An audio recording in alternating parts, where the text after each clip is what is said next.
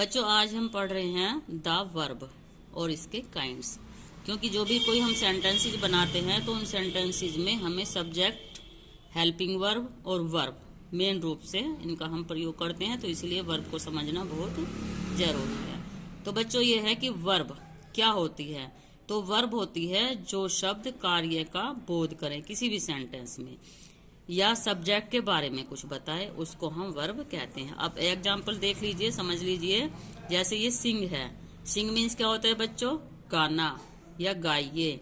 Second में है birds fly, तो बर्ड आपका क्या है? सब्जेक्ट, और फ्लाई आपका क्या हो जाता है? ये हो जाती है वर्ब, यानी कि बर्ड्स के द्वारा क्या कार्य हो रहा है। तो जो सब्जेक्ट के द्वारा कार्य किया जाता है वो आपके वर्ब्स कहलाते हैं। ऐसे तीसरा sentence, she went to temple, she आपका सब्जेक्ट है और वेंट यानी कि सब्जेक्ट आज महल, तो यहाँ वी सब्जेक्ट हो गया और ये जो सा है ये हमारा वर्ब हो जाती है।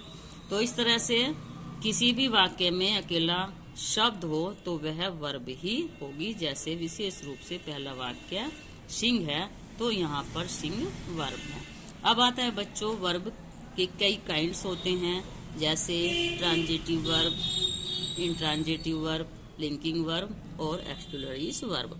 तो सबसे पहले हम समझ लेते हैं ट्रांजिटिव वर्ब क्या होती है। तो बच्चों ट्रांजिटिव वर्ब होती है जिसमें वर्ब के साथ कोई भी ऑब्जेक्ट नहीं होता, मीन्स सब्जेक्ट है और वर्ब है, तो उसको हम इंट्रांजिटिव वर्ब कहते हैं। अब इसको भी आप समझ लीजिए। जैसे सी लाफ्स, तो सी हमारा क्या है? सब्जेक्ट है और इसके साथ कोई भी ऑब्जेक्ट नहीं है, लाफ्स है हमारा, तो ये हमारी कौन सी वर्ब हो जाएगी? ये हो जाएगी हमारी इंट्रांजिटिव वर्ब। सेकंड है डॉग्स बार्क, तो यहाँ डॉग्स सब्जेक्ट है और बार्क मतलब भौंकना, तो ये भी हमारी कौन सी? इंट्रांजिटिव वर्ब हो जाएगी। इसी तरह से बच्चों the train runs fast, the train subject हो गया, रन्स फास्ट हमारा रन हो गया। इसके बाद आता है बच्चों ट्रांजिटिव वर्ब। ट्रांजिटिव वर्ब के साथ ऑब्जेक्ट रहता है, अभी मैंने बताया इंट्रांजिटिव के साथ ऑब्जेक्ट नहीं होता और ट्रांजिटिव के साथ ऑब्जेक्ट होता है। जैसे शिल्पा सिंग से सॉन्ग, तो यहाँ पर हमारा सॉन्ग जो है ये ऑब्जेक्ट हो गया, तो ये वाली वर्ब हमारी सिंग्स जो है वो ट्रांजिटिव वर्ब हो गई है। दूसरा और समझ लीजिए, ही किल्ड अ स्वान। अब किल्ड है, किल्ड के साथ यहाँ पर ऑब्जेक्ट है स्वान, तो ये वाली जो वर्ब है हमारी ट्रांजिटिव वर्ब हो गई। इसके बाद आता है बच्चों थर्ड एक्सक्यूलरीज वर्ब है, जिनको हम हेल्पिंग वर्ब भी कहते हैं।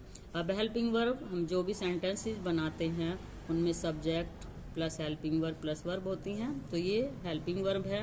और हेल्पिंग वर्ब में हमारी is, am, are, was, were, do, did, has, have, had etcetera आते हैं। अब इसका भी एक एग्जाम्पल, जैसे Sophia is writing a letter, तो सोफिया सब्जेक्ट हो गया और ये जो हमारी इज है ये हमारी यहाँ पर एक्सक्यूलरीज वर्ब होती है।